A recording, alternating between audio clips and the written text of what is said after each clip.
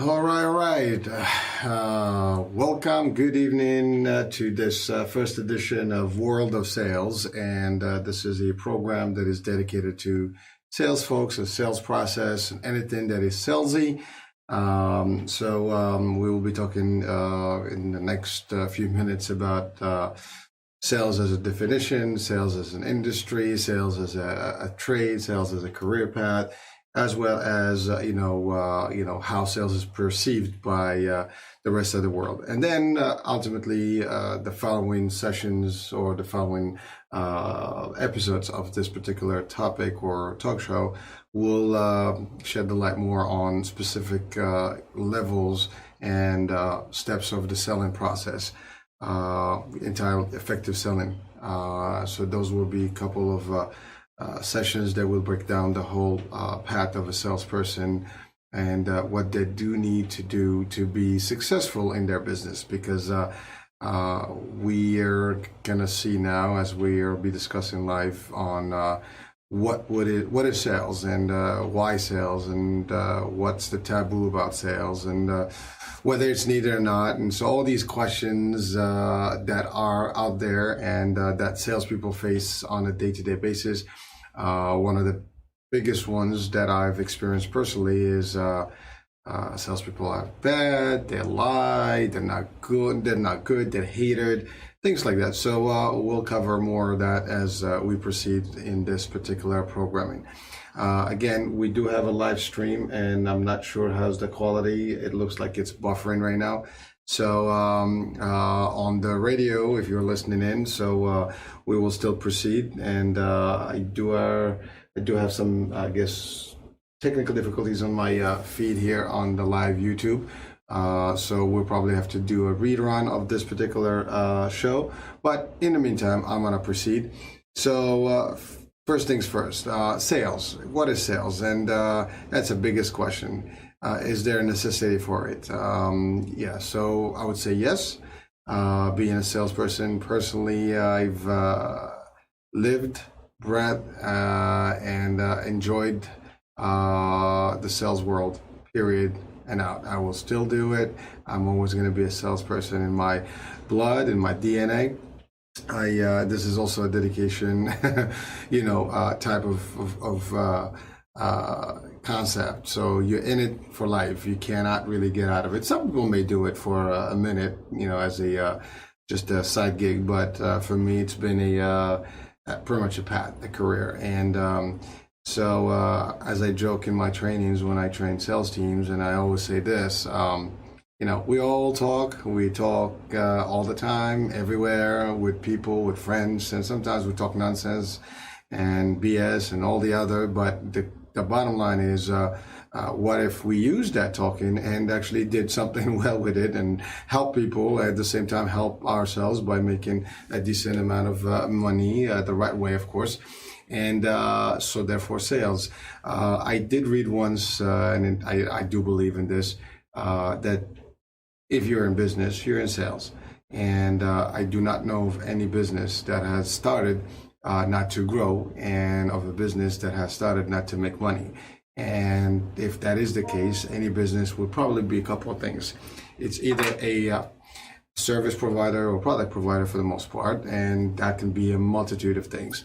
But neither here and there. If we break it down, if you start anything to produce or serve the rest of us, you are actually in the business of selling something somehow. So whether you're selling physical goods, or you're selling a particular service that is helping others, and it doesn't matter what industry, it doesn't matter what the end use is. At the end of the day, of course, we're talking legal sales here. The end of it is that it is a sales transaction, and therefore, while there might be sales that are done and conducted in a way that it doesn't require an individual to actually present the actual offering to a consumer or prospect, there are, obviously sales that are made through web, profiles and, different marketing campaigns, and people just buy, because they see something, they click on a link and they buy it. That's great. That is a sales transaction, and just not driven by a salesperson, but by a sales process. So, but in the meantime, for us salespeople, individuals who are immersed and actually make a living in sales, and there's a joke: salespeople are the second most hated people on the planet, and I'm gonna say the first ones, as I've always been told, the lawyers, and that's because lawyers are very tough and they get things done, and so do sales, and sometimes you can't get away with them. And so I think in the that's really what the analogy is. Well, it's not a positive analogy, and oftentimes in my trainings I do tell people that as a joke, but also I emphasize on the idea that while there's always going to be a person or a few people that will give a bad name to any industry or any type of job or career or function, that doesn't mean that the rest of us are bad. And if people do the right thing, by the right training and follow the guidelines of their companies, as well as, really, really understand what sales and sales psychology and all the things that are, the components of sales, then they will never be portrayed as such. And therefore, they will be saviors. That's how I see salespeople. I encourage every salesperson out there, and believe it or not, everybody is a salesperson, and I'll get to that in a minute. So just because we choose to actually use it to make money and help others, people are selling every day in their life. As a matter of fact, people start selling from an early age, and literally once they become, a little bit of, past the infancy stages, they actually start becoming salespeople. And even in the infancy stage, they cry, you buy it, you give them milk. You cry, you buy it, you pick them up. So babies actually the first salespeople on the planet, but it gets from there on. Kids always get what they want. They're sales, a salesy without knowing it. And it's something that we have as a human nature. You evolve into it, and make it worth a career, or you can just, be frustrated and not be able to do it. Ultimately, it takes to be a people person. It takes for you to be ongoing and outgoing. It takes for you to be able to express yourself correctly. And, again, there is also a whole different, concept to it. And the concept, as I define it, is two pieces primarily. One is it is an art. And the art is basically how it's done. It's the methodology and things like that. And, there is a science, which is the specific measures and steps you will take as a salesperson or a sales individual to make, a sales, transaction happen, from, prospecting to closing and following up and so on and so forth. So there are multiple levels of sales steps that you have to go to get an actual success, and you just have to get good at it eventually in time. It is for not for everyone. It is for people that have the drive, and also you have to be able to take rejection, because in sales we get rejected all the time, and that's okay. There is a big saying in the sales world that says salesmanship begins when the customer says no. And yet, we love the no, because actually when you tell me no, there's an objection there, and we'll talk about objections later. So I need to know why the no. And if you did actually a good job as a salesperson in advance of any conversation, your homework, your pre-work, and your prospecting, and you did all the prep stuff that you need to do before. And I'm cutting short a little bit of these terminologies because I want to go through them as we go through the presentation, in the next few sessions. And but if you did the right thing and you did the right job, you would be able to actually get the best deal out of your presentation, ultimately close. Now, the success of sales is not measured by you selling every person, because you might not to. And the word selling actually sometimes is literally synonymous to like pushy and stuff. Not necessarily true. If you have the right product and the right service, and you understand it, and you actually do the right work and pre-work to find the right customers and have the right offering for them, there's no reason for you actually not to have a transaction. The mistake people make is typically going for someone that may not have any interest in whatever you are selling. And therefore, it becomes a difficult task. And, maybe you waste a lot of time on that particular individual versus the other one, which will be ready to buy. So these are all things that we struggle with in the sales world. And there is no win 100%. I mean, the best of us have good days. but you might also have bad days. The key here is to have a lot more good days than bad days, and so that's really where we actually tend to want to focus our efforts on. So again, art, science. The science is the steps that you have to take, and they're very measurable. They are smart, and we'll talk about the SMART objectives and the SMART components as a concept. Specific, measurable, and so on and so forth. And then there's also different formulas that you have to address and follow, step one, step two, to the end. And if you did exactly how and I'll give you the actual formula, it's not a secret. It's not a matter of knowing the formula, it's also knowing how to apply it and execute on it, like everything else. You can take the horse to the water, as they say, can make it drink. Same thing, you can give a formula to anyone, doesn't mean that they're going to succeed on it. And I've seen in my career path a lot of salespeople that make it and others don't. Doesn't mean that they're bad people, doesn't mean that anything. Some companies, they have specific measures and goals and targets and performance metrics. And ultimately, if you choose a sales career, sales metrics are part of it, performance is part of it.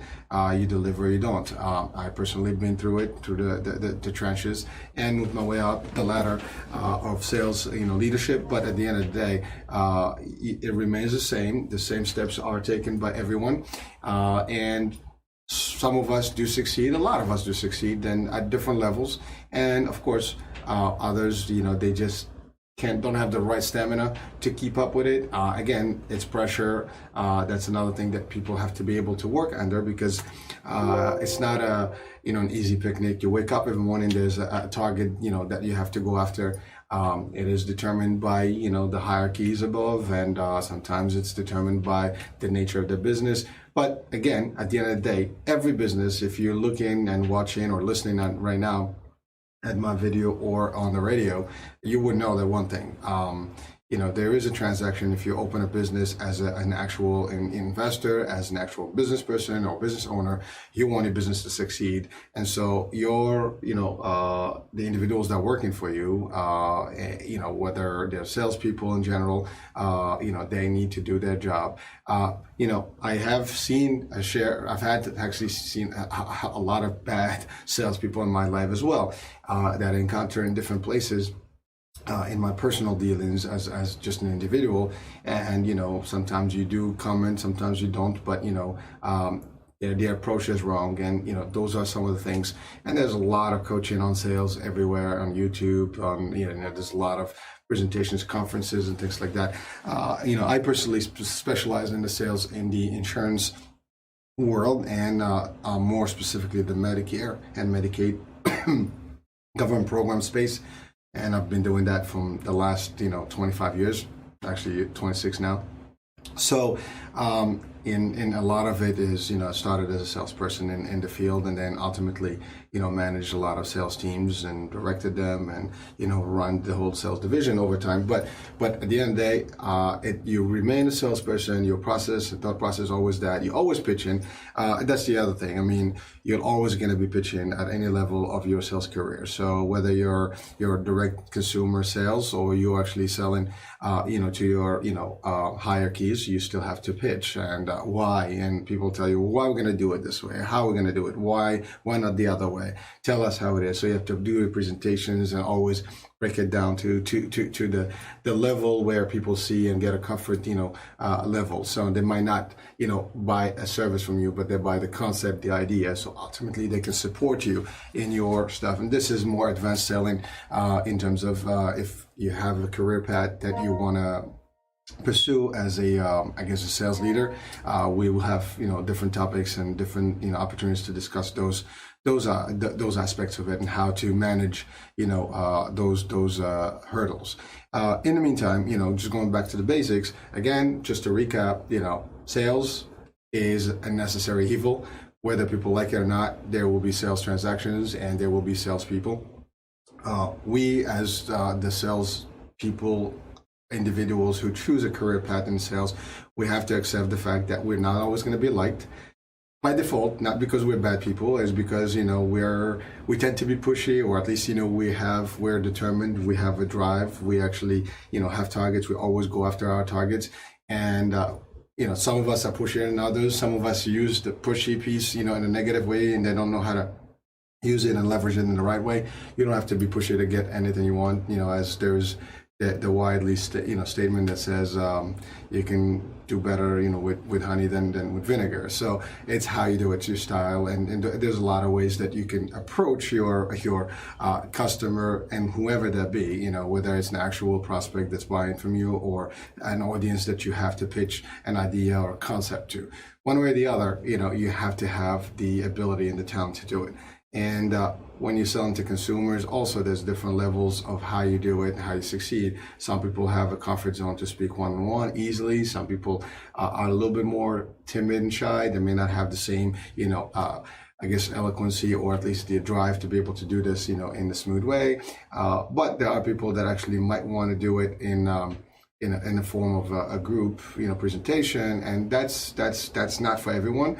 But it can be done, and people get intimidated sometimes, which is, again, public speaking is not a comfort zone for everyone, and everybody gets a little bit of anxiety at a point or another in their life. It takes some practice, and over time you get good at it, and you can do it. The main thing is understanding what you're selling and having the full knowledge of what you're actually going to be talking about. That's a key thing. If you don't know it, and if you're not good at what what you're doing, you're not going to be able to present properly. You're not going to be able to share your ideas and convince that particular consumer or prospect of what you actually pitch in.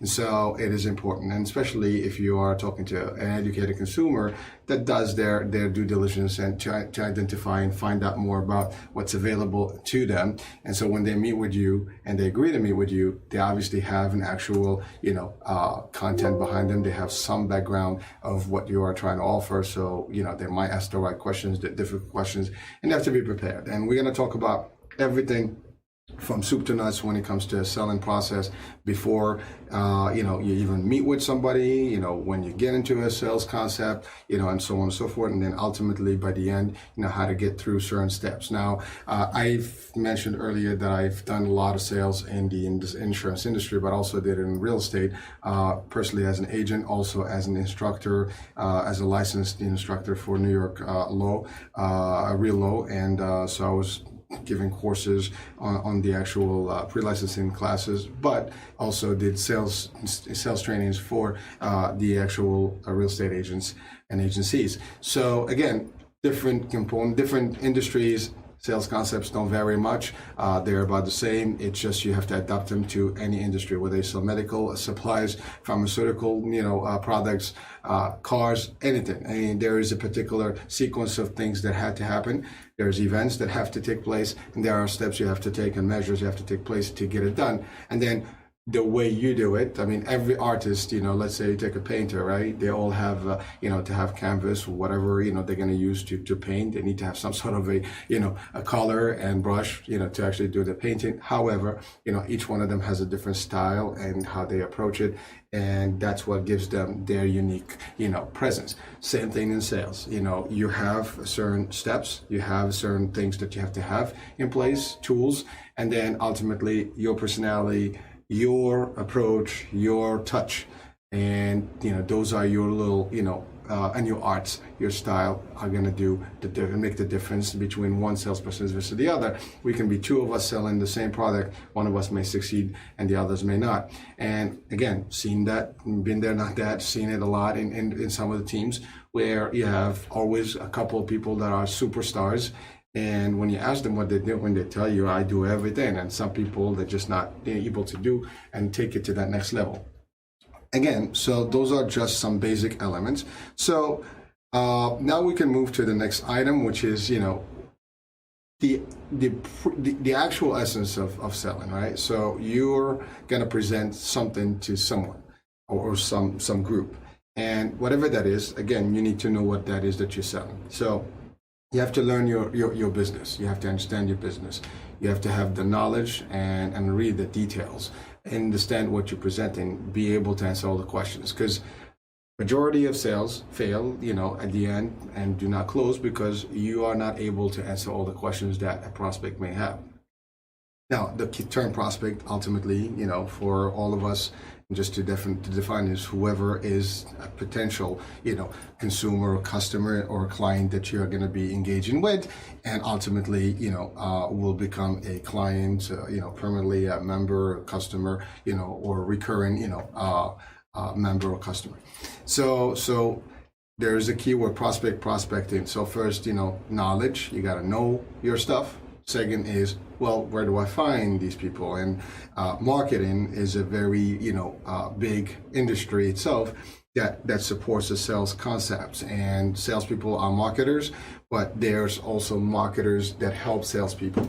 And there are a lot of ways you could prospect. And, the ideal ones, you do campaigns, mailers, you can do, health fairs, places where people are gathering, whatever, depending on what your type of sale is, your audience you're going to have. If you're in pharmaceutical sales, well, your audience is doctors. So you have, but it's a different strategy to work with pharma because again, they get assigned territories and they have to go to specific doctors and pitch them, the medications and, the benefits of that particular medication and so on and so forth. That's a different sale. If you're in real estate, you have to find people that are selling or, either selling their property, buying the property, looking for a lease or looking for a tenant.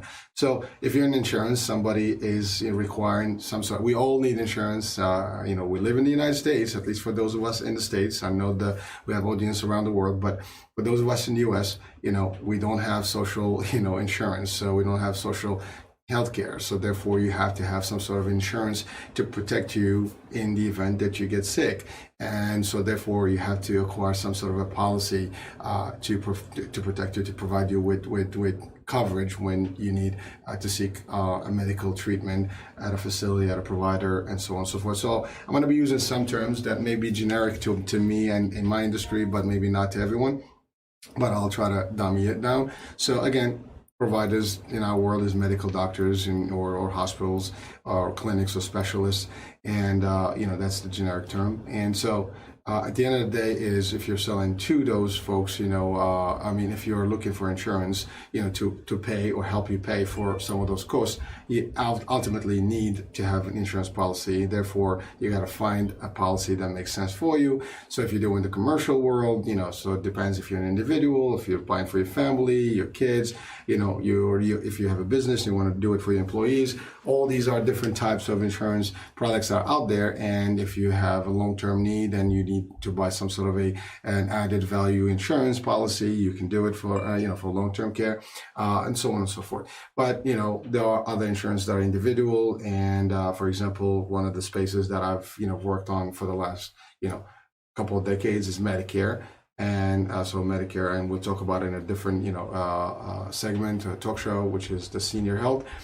It is a program that people earn, based on their, contribution over the years, and when they reach a certain age, or if they acquire, if they have a certain disability over a certain period of time, they'll be able to actually qualify for the Medicare. They have to contribute some, to it, on an ongoing basis. Some of it is already pre-contributed through their, Social Security checks or payments, while they were working.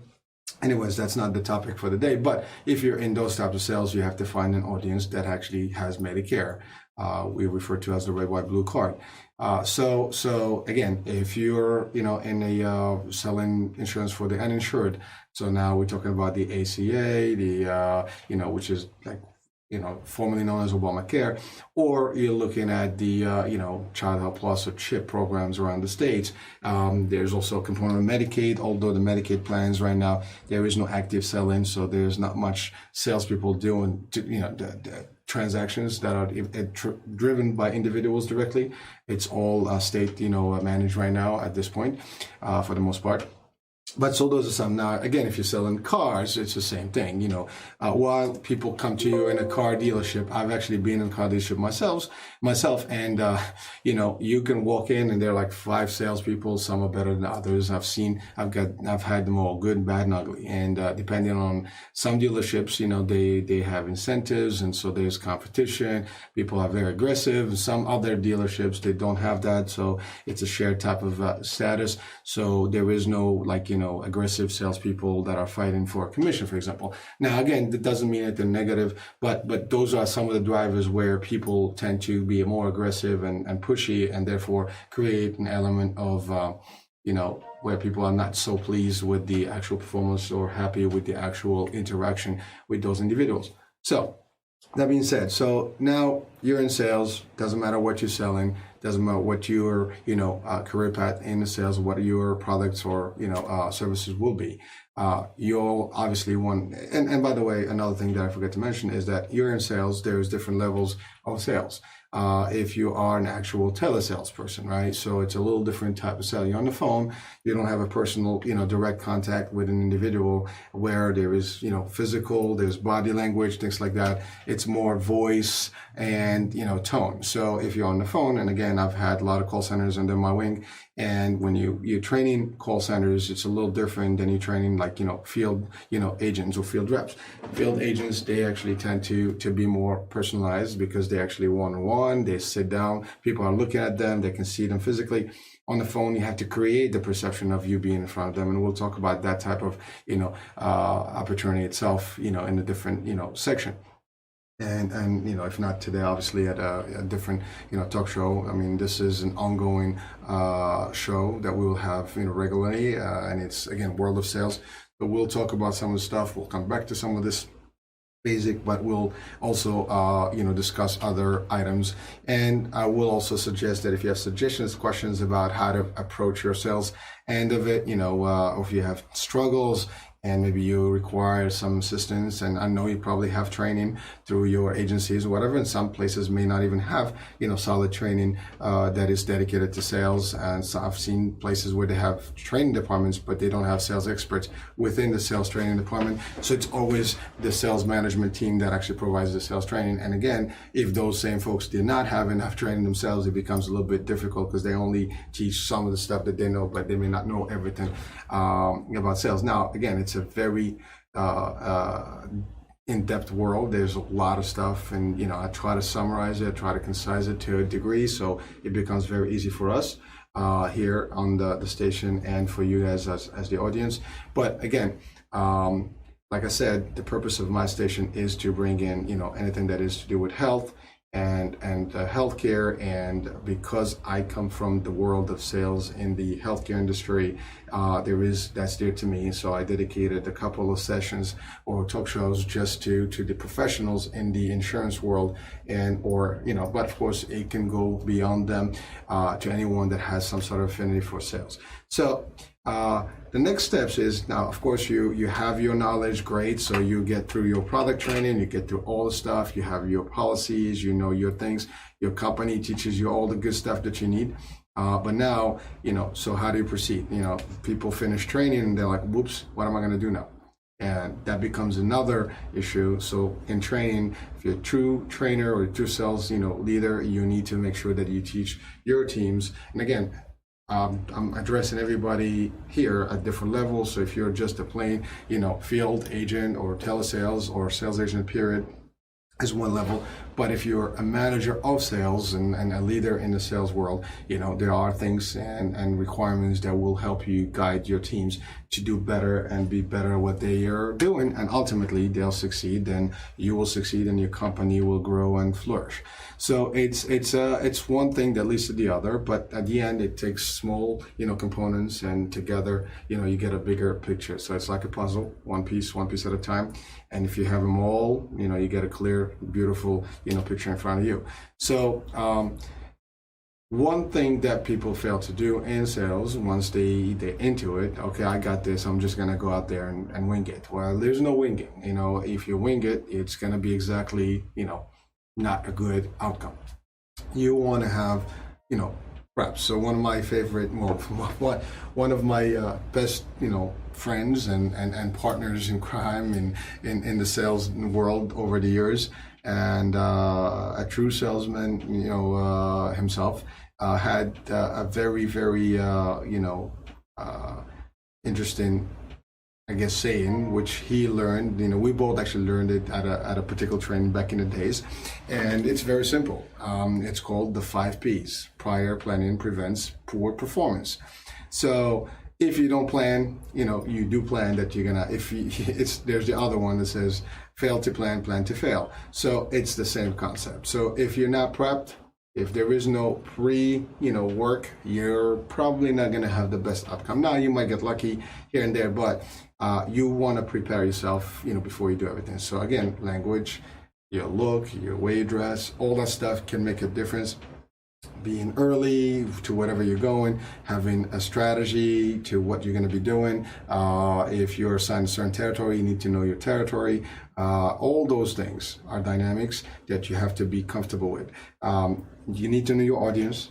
Your target audience is who you're going to be selling to, where they are, how can you approach them, where can you approach them, when can you approach them. And the reason I say when, because I worked with the senior market for many years. And even when I was at early ages as the one of the agents in the field, seniors are early risers, and you know what? If you're not out there early on, you might miss them. And so we used to actually have appointments as early as 6:30 in the morning, 7 o'clock in the morning, to actually meet people.